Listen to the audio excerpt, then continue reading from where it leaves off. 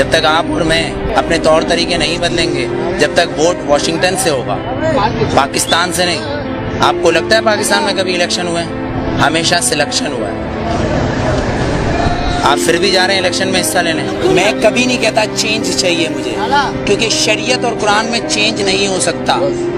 جو شریعت ہے اور قرآن ہے اس میں کبھی چینجنگ نہیں ہوتی، اور میں کبھی نہیں کہتا کہ مجھے چینج چاہیے۔ مجھے وہ چاہیے جو میرے آئین میں لکھا ہے، جسے یہ اسمبلی کے اندر بیٹھے ہوئے لوگ اسمبلی نو نو نو نو نو بالکل نہیں۔ اس آئین کو پڑھیں، کیونکہ آسما جہانگیر نے اس آئین کو اپنا بنایا ہوا ہے، صفدر عباسی نے اس آئین کو اپنا بنایا ہوا ہے، پر دستور پاکستان کا آرٹیکل نمبر 1 یہ کہتا ہے کہ یہ سلطنت خدا داد پاکستان ہے، مطلب یہ اللہ کی زمین ہے۔ اگر میرا گھر ہے تو میرا قانون چلے گا۔ آپ نے مطالعہ پاکستان کی 9th کلاس کی کتاب پڑھی ہوگی جس کے اندر 14 نکات قائد اعظم کے ہیں، پر آپ آئین پاکستان پڑھنا بھول گئے جو منشور قرآن سے ہے۔ شاید نہیں پڑھا ہوگا آپ نے، اگر پڑھا ہوگا تو آسما جہانگیر آپ کو اس کے اندر سے کچھ اصل نکال کے دے دیں گی، آپ کہو گے وہ صحیح ہے۔ طاہر الپادری صاحب کچھ نکال کے دے دیں گے، آپ کہو گے وہ صحیح ہے، لیکن اصل میں صحیح جو ہے وہ ایک قرآن اور شریعت، اس میں چینج نہیں ہوتا، جو میں چینج کبھی نہیں مانگتا۔ ووٹ میں بتاؤں کیا ہے، ووٹ کیا ہے، ووٹ کیا ہے؟ ووٹ نے تو فرعون کو بھی چنا تھا، ووٹ نے تو ہٹلر کو بھی چنا تھا، پر میرے نبی کو کسی ووٹ نے نہیں چنا، علی کو کسی ووٹ نے نہیں چنا، عمر کو کسی ووٹ نے نہیں چنا، صدیق کو نہیں چنا، عثمان کو نہیں چنا۔ تو پھر آپ اور میں کیسے ہو سکتے کہ اس ملک کا قانون ووٹ پہ ہو، وہ بھی 5 اور 6 سے؟ میرے نبی نے یہ نہیں بولا کسی معصوم کو مت مارو، لیکن میرے نبی نے کہا اگر تمہارے کعبے پہ کوئی حملہ کرے تو اس کو جواب دو۔ اقصی کے اندر نماز پڑھنا ہے مجھے، تمہارا قانون مجھے پڑھنے دے گا؟ میرا قبلہ اول ہے، یہودیوں نے اس میں گھوڑے باندھے ہوئے ہیں، تو پھر میں کیا کروں؟ اگر لال مسجد کے اندر مشرف حملہ کرے گا تو میں کیا کروں؟ میرے گھر کے اندر میری ماں کو آگے کوئی اٹھا کے لے جائے، میں کیا کروں؟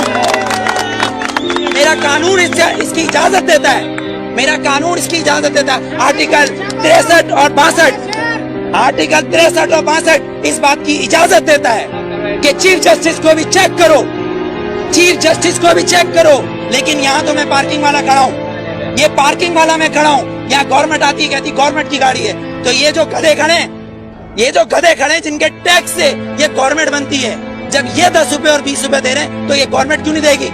یہاں تو یہ قانون ہے، 3 قانون، آرمی کا ایک، گورنمنٹ کا ایک، اور ایک مجھ جیسے اور ہم جیسے گدھوں کا الگ، کیونکہ ہم حبیب جالب کے بقول ہم 18 کروڑ گدھے ہیں، ہم 18 کروڑ گدھے ہیں۔ اگر صوفی محمد سواد کے یہ کہیں کہ میں دستور کو نہیں مانتا، آئین کو نہیں مانتا، تو وہ کافر، اس کو گرفتار کر لو، نظر بند کر دو، ٹھیک ہے، اس کو بند کر دو۔ اگر کوئی سیاستدان کہے کہ میں اس دستور کو نہیں مانتا تو وہ الیکشن کا حقدار۔ آپ کو کتنا لون معاف کیا، مجھے کتنا لون معاف کیا، پر ہمارے سیاستدانوں کو اربوں روپیہ معاف۔